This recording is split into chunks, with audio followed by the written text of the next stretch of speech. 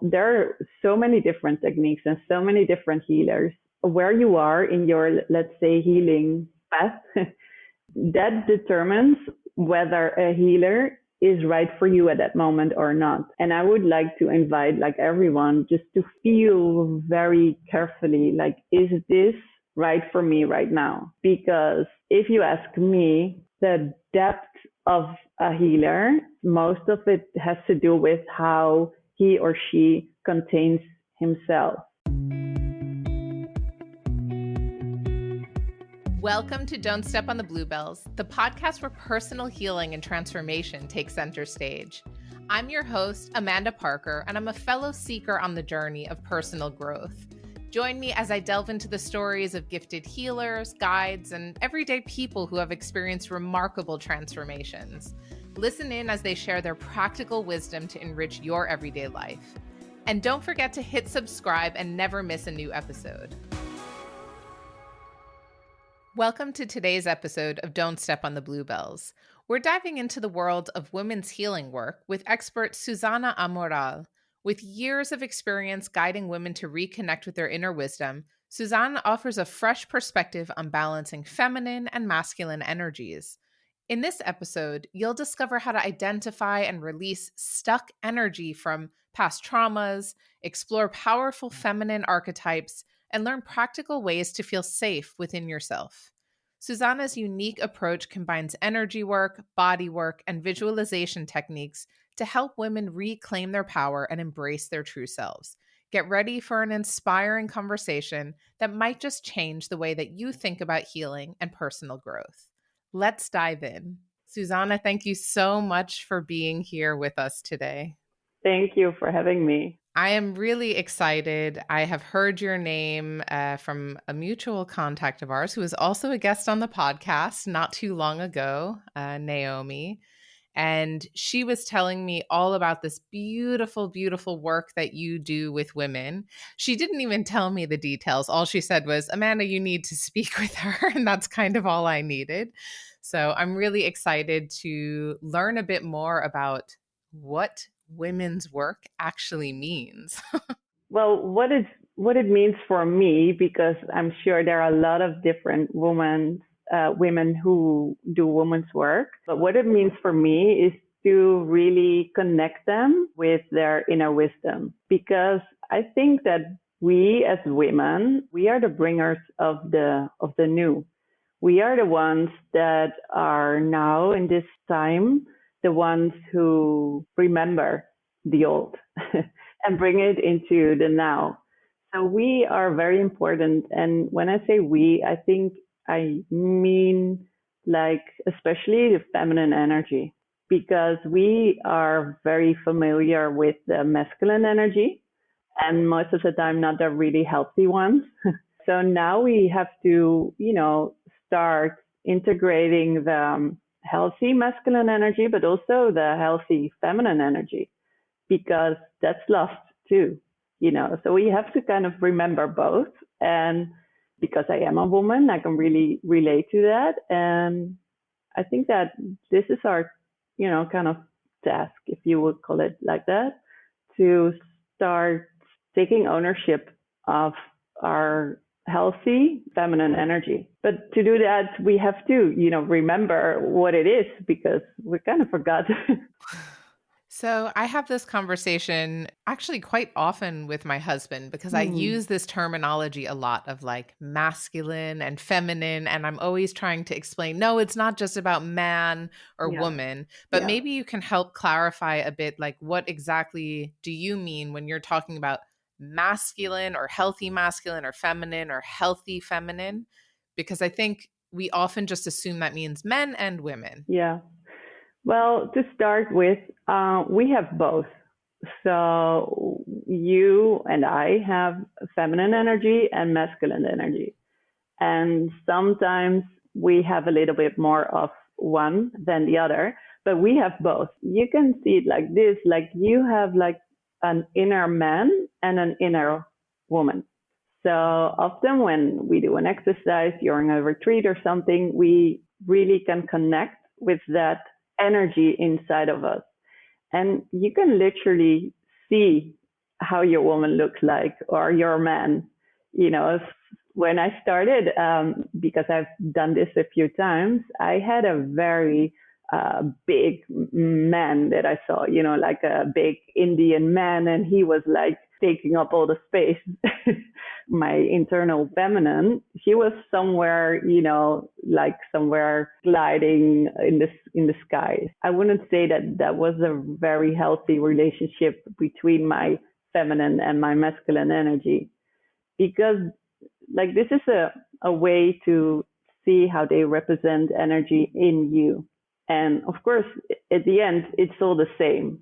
We call it like that to make it more easy to understand the different qualities of the energy that we have. But at the end, in the end, it's all the same. So there's this idea that like the masculine energy has a bit more of, I don't know, getting things done. There might be more like strategic or analytical kind of thinking in there. Yeah. There's also this element that the masculine plays more of a protector role. Absolutely. Yeah. And then the feminine would be a bit more on the soft side or more intuitive or going with the flow of things or potentially more nurturing, etc. Exactly. Is that how you would describe it as well? Yes. Like each energy has different qualities. So what you're saying, I can really like, that's how I see it too. If there's a quality that you have like too much of, it becomes something that is not really helpful. And that is the same for women as for men. So too much protection, that can lead towards, you know, being controlling, you know, like want to control everything, or being too much nursing. That means that you can forget yourself, you know, so like every quality has a challenge. And that's what I mean with energy, like healthy energy is the one that lifts you up and really contributes to your energy and other one's energies. And the other one is like, let's say hurt energy, the one that you use because of trauma or conditioning or whatever. Okay, that makes a lot of sense. So one might show up more just based on life circumstances, and that's how we could potentially get out of balance. Yeah. So because when you're a man, you can have very feminine qualities, but also challenges too. You know, it depends on I would say your blueprint. How did your soul came here? You know, what does your soul want to experience? And then where did you grow up? So what did you really internalize? Because you can imagine that your father or your mother figure is very important for you to, when you grow up, to know how women behave, how men behave. You know, how should I behave as a woman? That's what I learned from my mother. Not necessarily very helpful, like everything, but you know, that's your first encounter with feminine energy. Yeah, it's super interesting. So I know that's not the deeper topic we want to dive into, but I still always find it really fascinating to get an understanding of what that means as someone who has, for most of my life, had a lot more masculine energy and has only in the last couple of years really been intentionally finding my way back into more of that intuitive, nurturing state of being. And what made you do that? I mean, why did you make like that gentle change? Gentle? No. I don't think it was a gentle shift, but I just kept burning out. Like I just kept burning myself out in different jobs, and I kept trying to follow that flow of intuition to lead me from one place to the next, and met with the same challenges over and over and over and over. Yeah. Like I worked myself to the bone beyond what I could actually do. Yeah. And then I ended up, just exhausted and depleted. And it was kind of like, throwing my hands up in the air, like I give up. I don't know what else to do because I know I can't do this again. Yeah. And I think for me, that coincided with a time of leaving a corporate job. So leaving the private sector, starting my own business, because I'm like, well, I'm not working for anyone ever again. Because every time I do that, I Yeah. feel unwell. Yeah. And I don't think I had the words to describe, like, I have too much masculine energy. It wasn't that. At that No. time, it was just, wow, this really feels bad. And there has to be a different way to live. And I want Yeah. to figure out what that is. Yeah. So what you're describing is not necessarily like less masculine energy versus more feminine energy, if you ask me. What you're describing is like that you are feeling that you wanted more ownership about of what you are doing, and not someone else who's telling you to do this or that. Like basically, you wanted to, expand your energy field, and maybe that also implies that you wanted to experience your feminine energy more, because what you describe is a very masculine energy as well. I want to do it myself. I want to manifest Oh, no. something for myself. Yeah. Yeah. So it's not like the masculine is bad, feminine is better. It's more like finding, like, as a woman, finding your strength as your feminine energy, your power, and then combine it with something masculine. Because when we really want to manifest something, it is a masculine energy that we need. Mm. So it's kind of like it's like the perfect collaboration. It's like, because the feminine energy wants to create something, and then she feels it, she knows it, and then the masculine energy, okay, he's the one who is going to let's say manifest it. So you need both. For me, what I can relate to is what you're saying is, in order to really feel fully connected with myself, it's very helpful to understand and connect with the feminine energy in myself as well as the masculine energy. And I too know the masculine energy very well, because I thought being tough, being direct, making jokes, that, like, joking around, that was like, okay, so this is how I can hold myself here in this society, along in my family, with my friends, understanding things. So, I can keep up with the rest. So, and I think that for a lot of people, also women, that was a very important decision that we made unconsciously to really develop our mental field, so we are appreciated because we are smart, or appreciated because we're thoughtful, or successful, or whatever. But that definition of, being successful in a corporate environment, or having like the highest degree that you can possibly get, that's changing, because we are now able to see that qualities like vulnerability are also very helpful, in our life.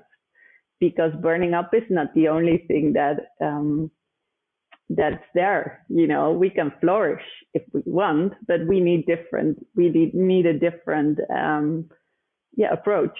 So, thinking about all of this, because I can really hear your wisdom already coming through on how you support women also just to understand themselves and what's happening and really get to the bottom of, what might be feeling good for them and what not. But how would you describe your particular blend of women's work? What Hmm. does that mean in your world?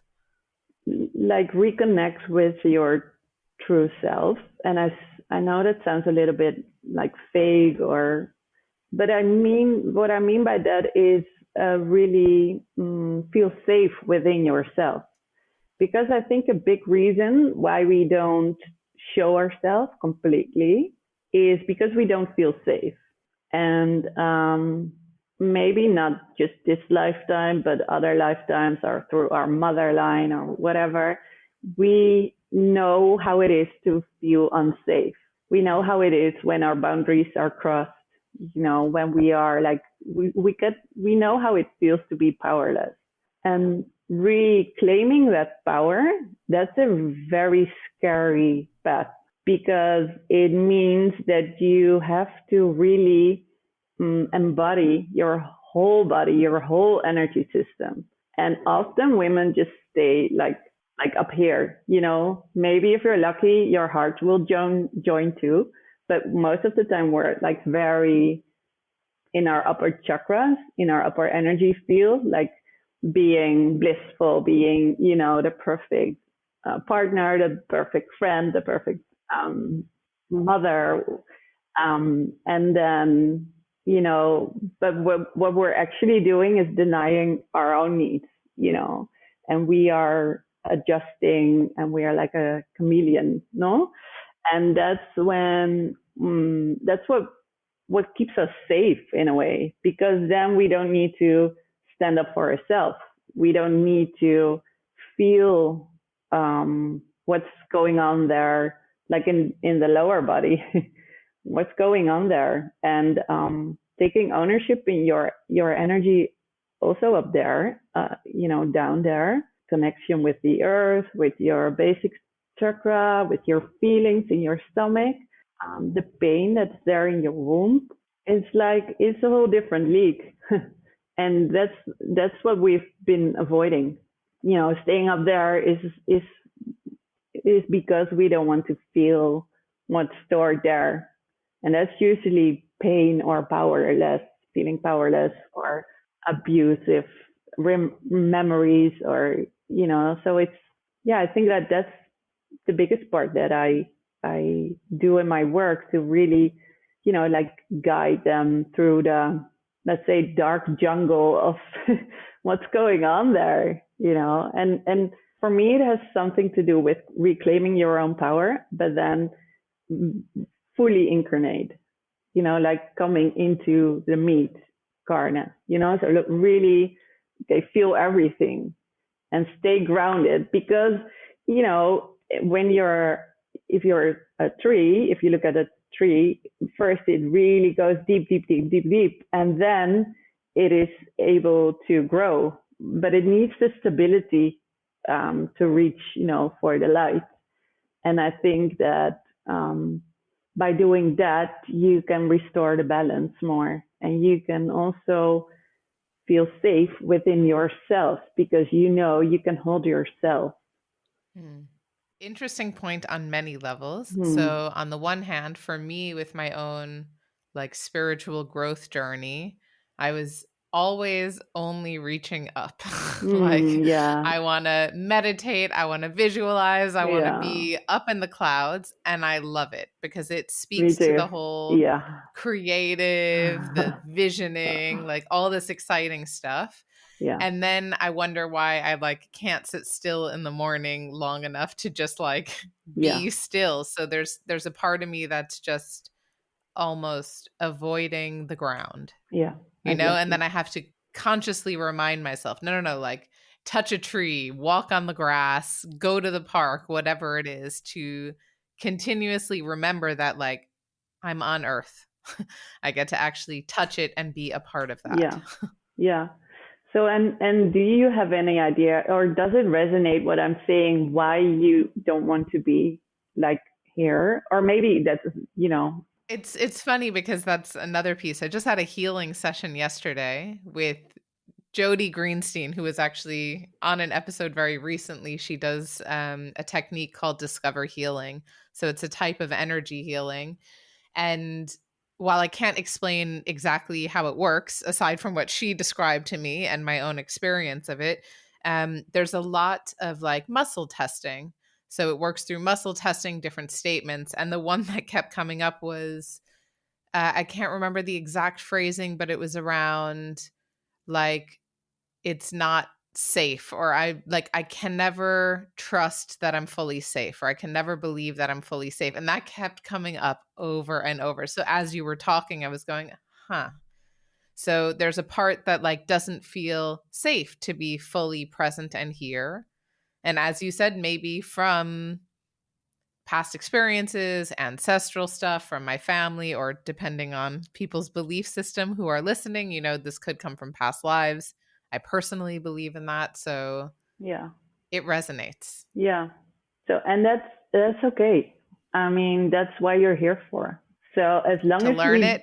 well, to experience it. I mean, Yeah. maybe there's no learning at all. Maybe it's just, experience how it feels to be not grounded, how it feels to be grounded. I think that's also part of the work I do. I like it to be fun and light, because when you go down into the depth of your pain, or, the stuff that you haven't really felt yet, then, I mean, it's serious business. But if you make it a little bit more light, with a little bit more fun and playfulness, and just, see the fun of it, because if not, then, it's easy to get in the other side of it, like, this is a hard life and I don't want to be here, and why am I doing this? And so for me, that's very important, to really play with it instead of, taking it too seriously, because no one knows exactly what we're doing here, right? Well, maybe you do, but I don't. It's like, I've got the secret to life. you got it.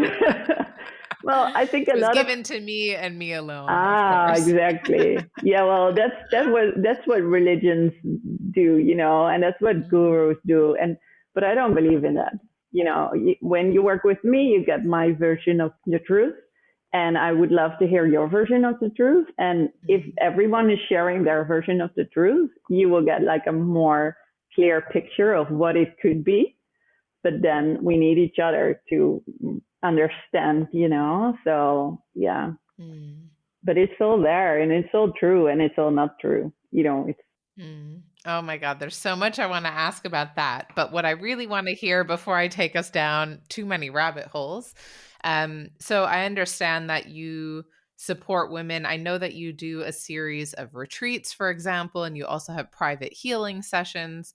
So what exactly does that work look like? So if someone were to come to you and they're maybe not really tapped into their own inner wisdom, or they're really like looking for another way forward, how would you approach that? yeah. Okay, so first of all, when it comes to the retreat, I really like to work with women who already know the concept of energy, and who already know how it is to look inward. Because there are a lot of people still out there pointing at someone else, because he did this, I feel like this, and because he did. So it's like the blaming and shaming. That's not really helpful, and it's not something that I would um, preferably work with. Well, I don't work with that, because that's really lowering my energy, and so the women who come to the retreat are already, like, let's say, open to whatever is possible, and they're very courageous, because they don't know what's coming, but they're there. So that's a good start. And the name of the retreat is called The Holy Quest of the Mystic Woman. So it's something that came to me like a few years ago, and you could say I channeled it, or you could say I wrote it when I was in a flow. Anyway, it makes sense. There are 4 archetypes that we are getting into. So the first one is the innocent girl, and then we have the nurturing mother, and then we have the free woman, and then we have the magical wise one. And all those archetypes are in us. It's the same as what I explained with the feminine energy and the masculine energy. It's just more to, get an understanding of the different qualities of energy that we have within ourselves. So we're going to dive into that and really connect with that piece of energy. Let's say it's also connected with the wind directions. It's also connected with the moon, the sun, and also even with the cycle of the women. When you connect with one of the archetypes, you connect with like a very broad energy field that's really, weaving into each other and really uplifts feminine energy in yourself.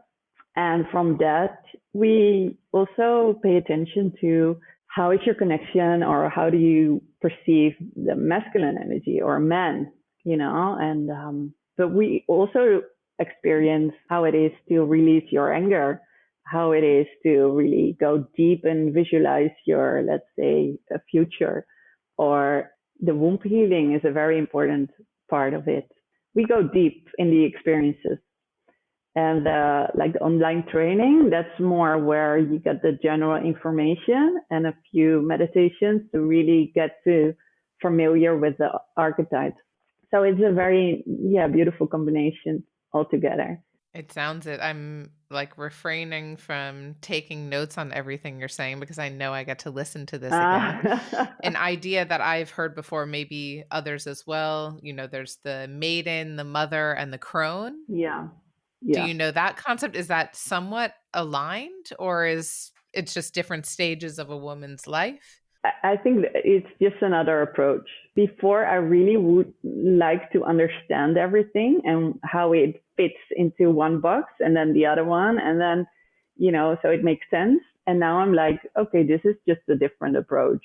So it doesn't, for me, it's not really important if it's the same or if it's different. It's just, for me, it's very important that it resonates with you. Because if something that I say doesn't resonate with you, then it's not for you. So it doesn't make it not true or more important or less important. It's just, we're all frequency. So if it's something that you find appealing, then okay, we can work together. If it's something like, no, I get more excited when I listen to that. Okay, that's fine too. So it's more like something that we're going to, if you ask me, like in the future, there will be more networks so we can, uplift each other instead of, no, I know what's true. No, what you're saying, no, it's like this. Or, what we talked about, like with energy techniques, where like, it's like you don't own energy. It's just, okay, this is my way of working with it. So I really appreciate that because I think what I've learned from doing this podcast, I mean, also my own exploration, is that it just has to resonate with you. Yeah. Like whatever the technique or the healer or the approach or the group, if it feels like somewhere you can feel at home, then go for it. Because even on the podcast, every different kind of healing ultimately has a very similar goal. Exactly. We're all trying to come back home to ourselves. We're all trying to feel good, to understand, what works for us. And it doesn't matter which technique you choose. There's no right or wrong. There's no better or worse. No, it's just one way to get in touch with the things that you want to experience, or want to heal, or even with or without your knowing, your conscious knowing. But it's just, you just go with the flow, and then whatever comes to you and feels right. And but I would like to add that, there are so many different techniques and so many different healers. Where you are in your, let's say, healing spiral path, that determines whether a healer is right for you at that moment or not. And I would like to invite like everyone just to feel very carefully, like, is this right for me right now? Because if you ask me, especially where there's a lot of healers offering their services right now, the depth of a healer is like, most of it has to do with how he or she contains himself. So, for example, if someone comes up with me and she's pouring her heart out, and it's a subject that really triggers me, let's say sexual abuse, and I cannot deal with what she's saying, I cannot be there for her. In order to be there for her, I need to really be okay with everything that comes up. Okay, so that means that I have to have been there before her. Otherwise it's not something I can hold space for. That doesn't mean that I have to have exactly the same issues or thing that she has, but it's more the inner reassuring for myself that whatever comes up, I can hold it, because I've been there. I know how I know the dark jungle. I know how it is to feel pain. I know how it is to feel grief or angry or, and I can stay with her at that moment. So I don't have to look away or feel my own pain. And of course, sometimes it just resonates, if there's a story about something that really resonates with me. For me as a healer, it's very important to notice and then, really stay in my own energy field while holding it for her. So that's something I think is very important to when you are picking out or when you're starting on your journey, your healing journey. It sounds a little bit, flurry, but that when you're determined to go inwards and you find the braveness to do it, just make sure that you find the person who will help you like in the next step, because you don't need someone who can help you all the way. For me, it's just steps. I think I saw like almost every therapist in Holland, because I'm very curious and I think I tried every technique. And then sometimes, for a year or two, and then, okay, another one. So that's how you have to they have to grow with you, the ones who are guiding you. I love that you answered the question I was about to ask before I had a chance to ask it. I was going to ask just about, for those of us with shiny object syndrome who get really excited and have a lot of curiosity and see all these opportunities, and it can be really, you don't know where to turn your attention. And what I'm personally doing recently, because I can get carried in many directions at once. I once had a medium give me a reading. It was years ago. I ended up training with her after, but she's like, I'm just being told that, spirituality is not like an amusement park where you just go here and then here. And it's like you're trying all the different rides. I mean, it can be, of course, because there's fun in that exploration. And I think for me, it also helps create a space that I can have those conversations because I've tried it or I know a bit about it or I have a nuance, but really recognizing who's showing up in my life now, who's just here, where is it easy, where does it feel like it's easy to say yes versus maybe having to work hard to find the healer or the training or whatever it is. That might be a very different journey. Yeah, because who is right for you right now. And it could also mean that right now it's the best thing that you can do is just sit by yourself. It depends on where you're at. So yeah, but if maybe that's the first step, going towards that reconnection with your deeper self or your higher self or spirit, whatever, is to really pay attention to what you're feeling in your body, because there's an impulse, that's also like a very feminine energy, like, yes, I can feel something is moving inside of me. And then, taking actions, that's actually the masculine energy, taking it into matter. But when something is right for you. Yeah. So I'd love to know, what is it that guided you to like specifically supporting women? Mm-hmm. Well, what comes up is like, there are many, many things to say about this, but what comes up is that for a year I was like in a sisterhood. So we came together like every month and we did different kind of exercises and go full woo. What were you doing? Well, we did a lot of feminine stuff. And I know at one point we were planning to move to Spain, which we eventually did. But before we came like in the house that we are right now, we find a property that was like very big, and we thought we could turn it into a retreat location, and it had 90 acres. It was like huge.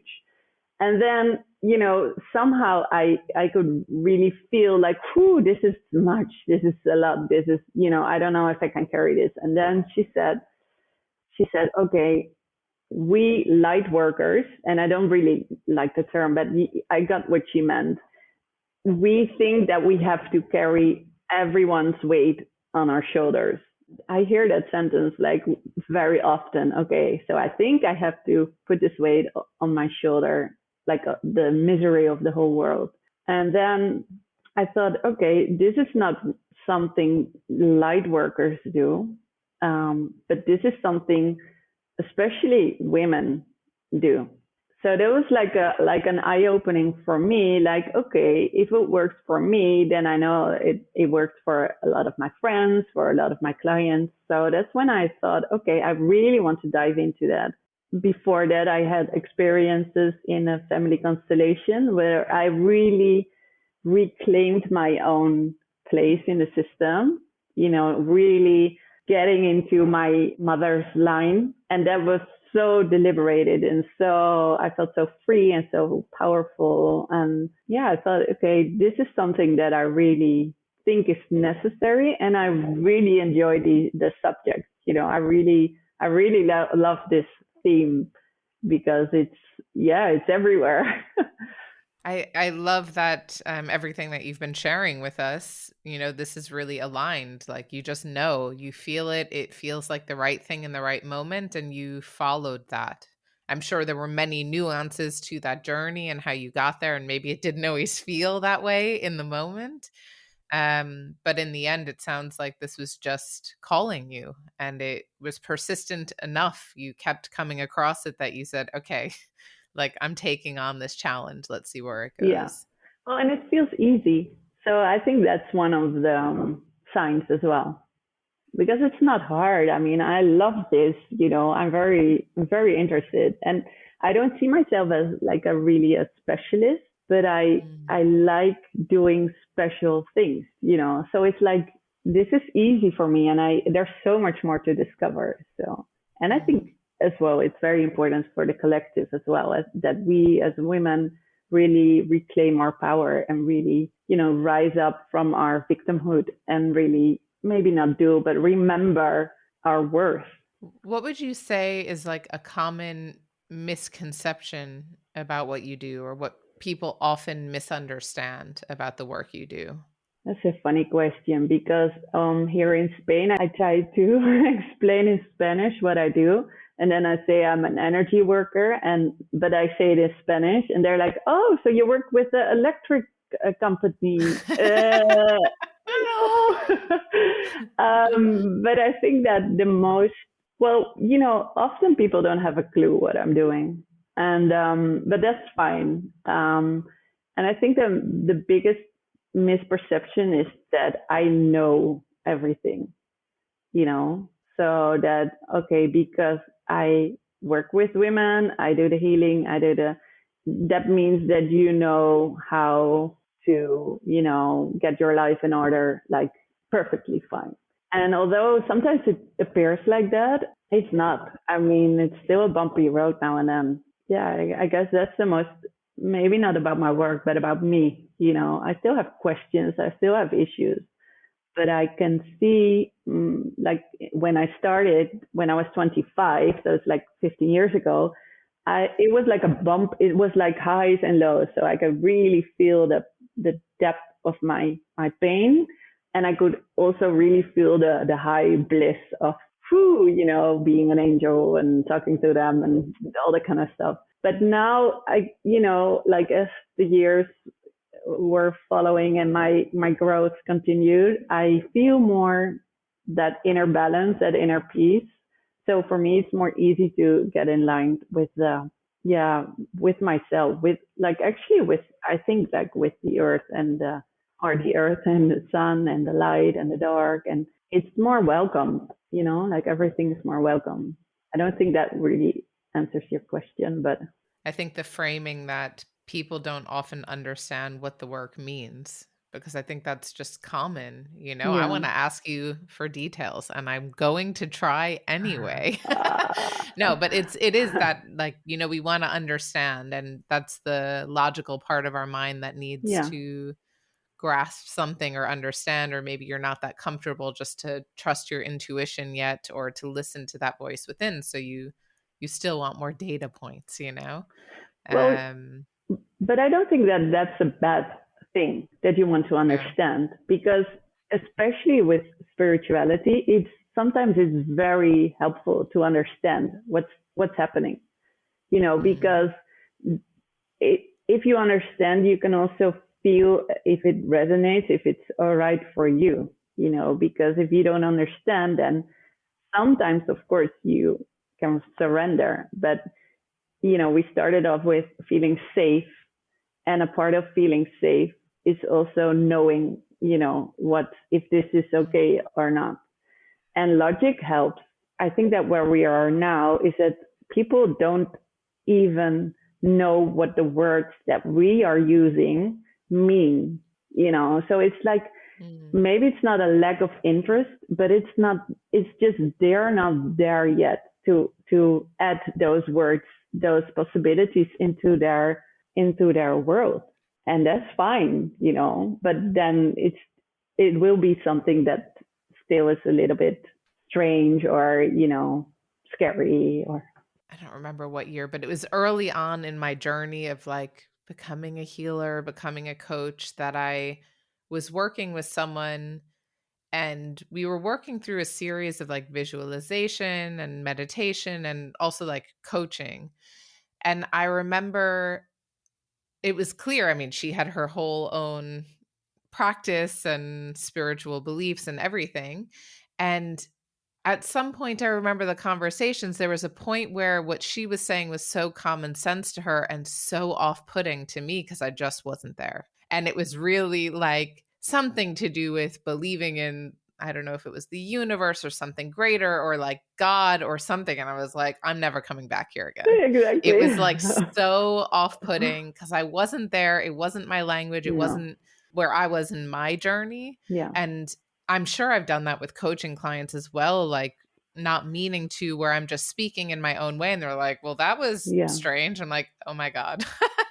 Because you can only pick up and take in what you're ready to and what makes sense for you in that moment. Exactly.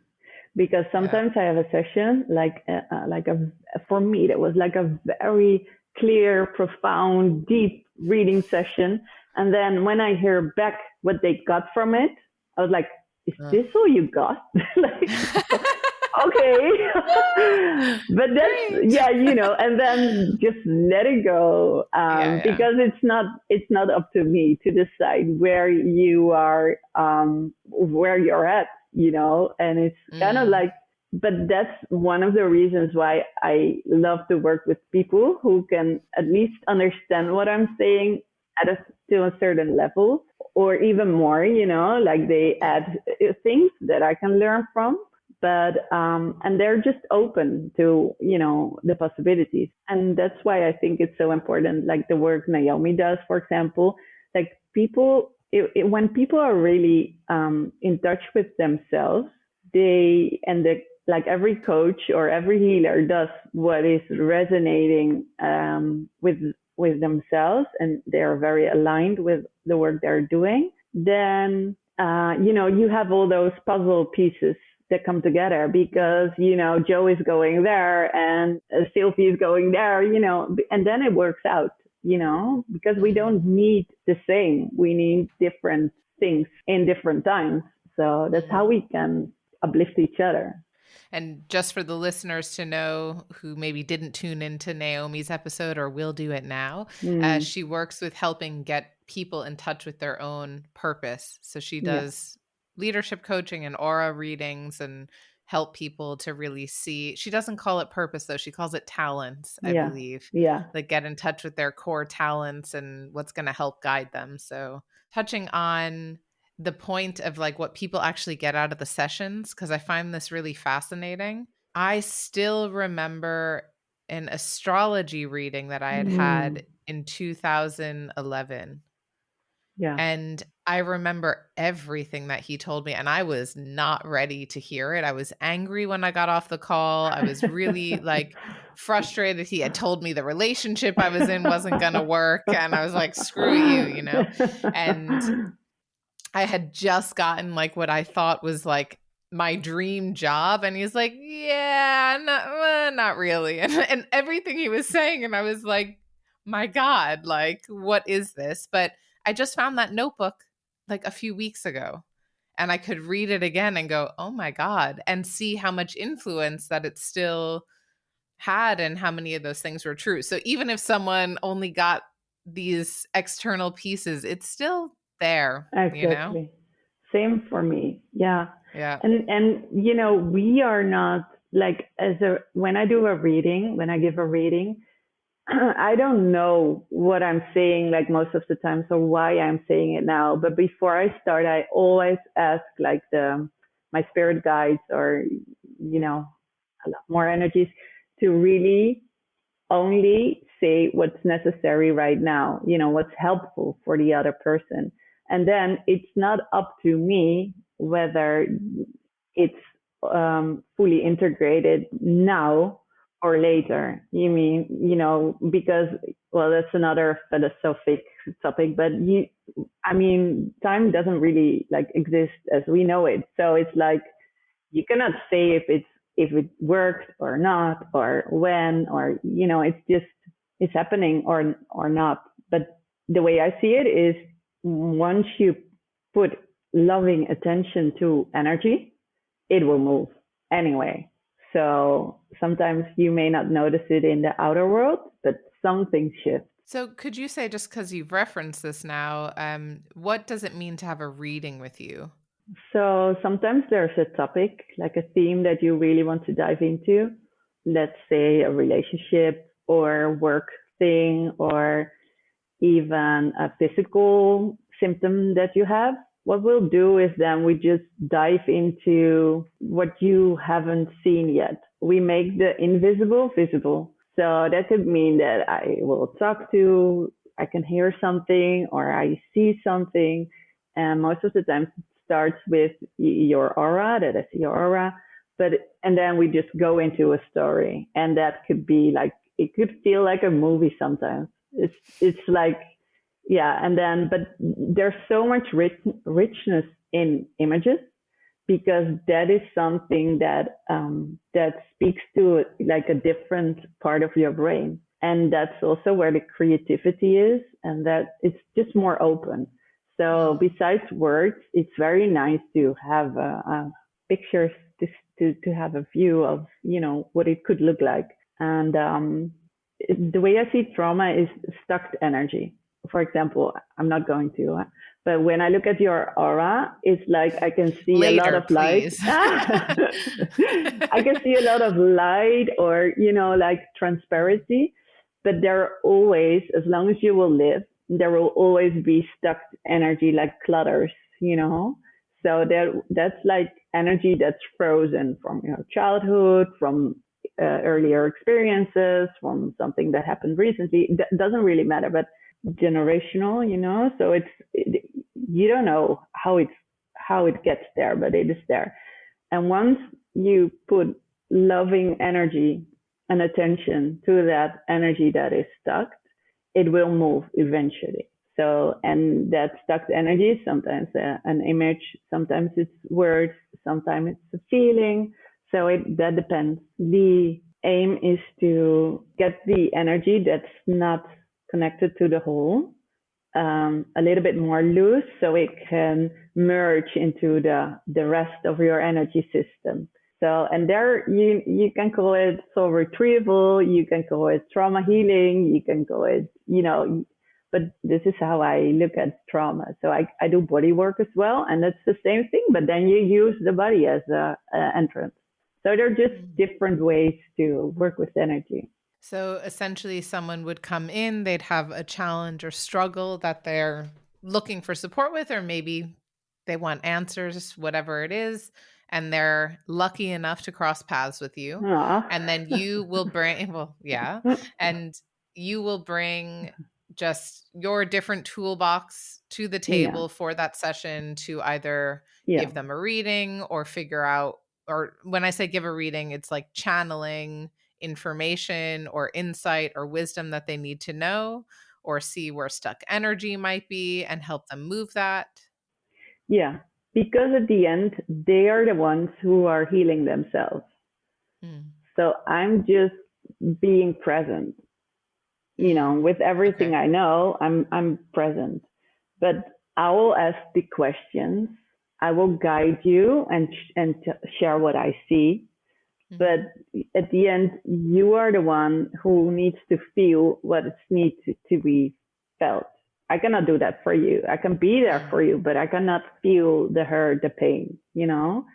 So this is really a cooperation, the way I see it. Like every healing that occurs is it's not it's not like a switch you turn on or off. It's something that your energy system needs to want to, because you can want it with your mind, like I want this now and I'm ready for this now. And then your system is like, hell no, maybe later. Or the other way around, Mm. because I also give like, if you want to do a reading, then we do it like we do now. So it's like we go online and then we see each other, and then but if you want to deep dive, you can come here for a private retreat. And then we go like 2 days, like boom.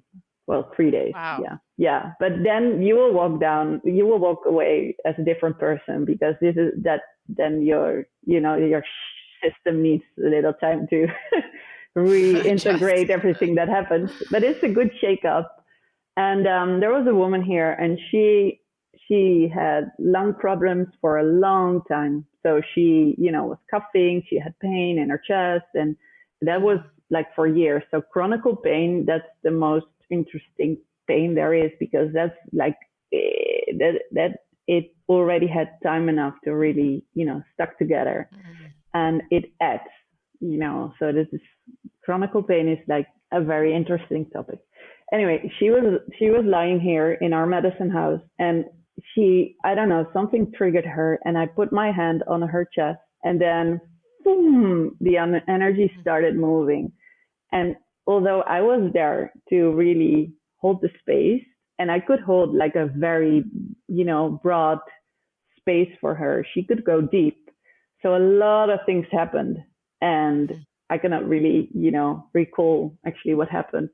But then the afternoon, she was kind of feeling sick, throwing up, everything came out of her system. And then the other day, she was like, what happened? I don't feel pain anymore. So it's like sometimes the system is just ready. And I always say, whenever someone is calling me for a session or is applying for the retreat, it already starts. The process is already starting. Yeah, I love that. Also, that reminder. I often think that in like the coaching space as well, when someone gets in touch, like they're already doing the work. They're already asking for the help and showing up. And whether we have like a paid relationship or not actually doesn't matter. The work has already begun. The money, like I really believe, at least in my line of work, the money, the investment, the commitment that you're putting on the table is a huge piece, because you're making an investment in who you want to become. And you're literally saying, you know what? I'm going to get this. I'm going to make sure that this happens, which is a whole other healing process on its own. But I love that reminder that once they reach out, once that first connection happens, you're sitting there going, uh-huh, just wait. And they're Yes. thinking, oh, maybe I'll Yeah. do it. Maybe I Yeah. won't. Yeah. Exactly. Yeah. Mm. Yeah. I love the way you put it. It's like it's an act of self love when you are willing to go that road, because it's not easy, but like at the end it will bring you something that you couldn't imagine before. But that's also the hard part of telling what we are doing, because you don't know. You don't know what's going to happen. If you will see what the healing brought you, or yeah, you don't know. So I know we're just about at the end of our time here. Um, I would love to just ask one more question about what healing means to you. For me, I have the image that of what I just explained about the energy becoming part of the whole again. It's not that it's not part of it before, but it's more isolated.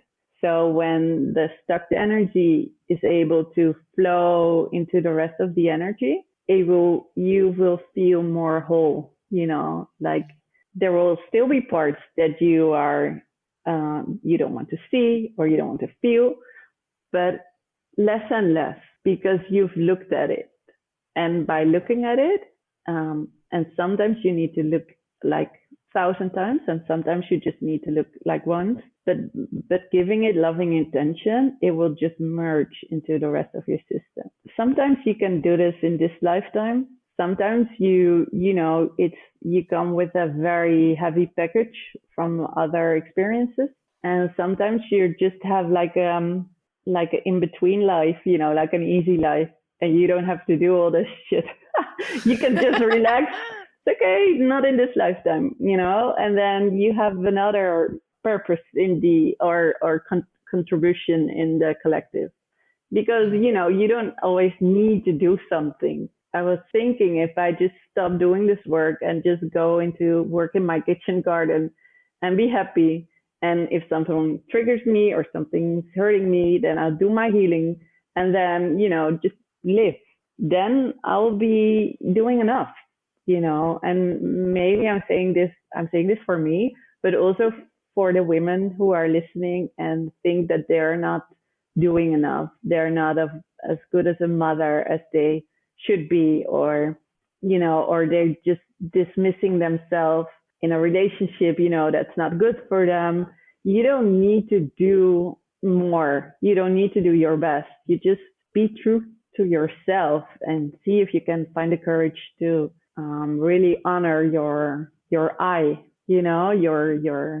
yourself, because doing that means that you are building up the energy more into your pelvic area, so you can really feel your feet and feel more secure and feel more carried, and you don't have to do it alone. You are capable of living your own life. You don't need to please anyone, not even your mother.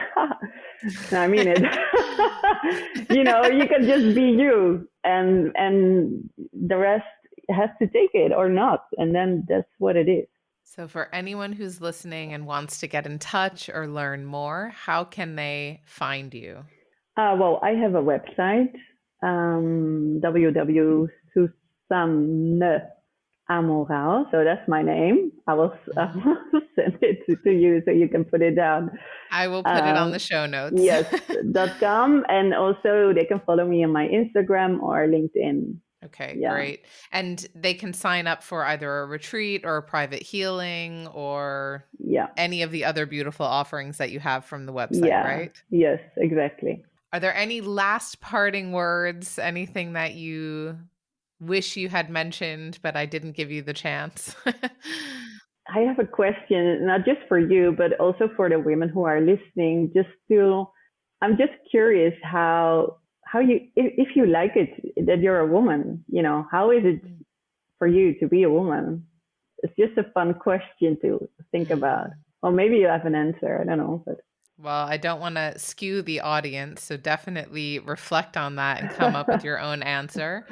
I definitely love what I will call, so my own description of being a woman, as sort of this playfulness. And there's like a balance for me between the professional, smart woman and this almost childlike wonder and awe.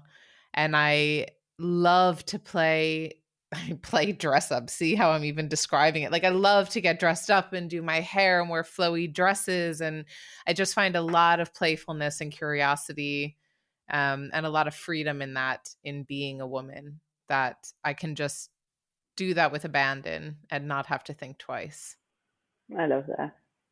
And I wish that for every woman. I do, because that's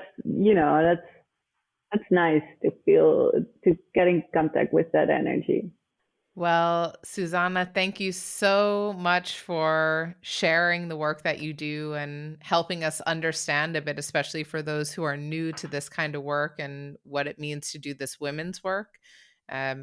Really, the programs that you're offering sound incredible. And I know from hearing of others' experiences that they're really powerful. So I really just appreciate you taking the time to come and share with us today. Thank you so much for listening to me and being there, holding the space. Yeah, thank you. And to everyone who's tuned in, thanks for listening to this week's episode, and see you next time. Thanks for tuning in to today's episode of Don't Step on the Bluebells. If you enjoyed this conversation, please give the podcast a 5-star rating wherever you listen. And don't forget to hit subscribe and follow along so you never miss a new episode.